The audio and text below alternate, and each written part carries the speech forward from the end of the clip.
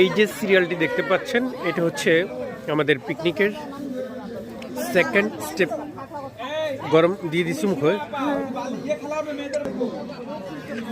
এখানে কফি খাওয়ার ধুম লেগেছে, মোটামুটি সবাই কফি খাচ্ছেন।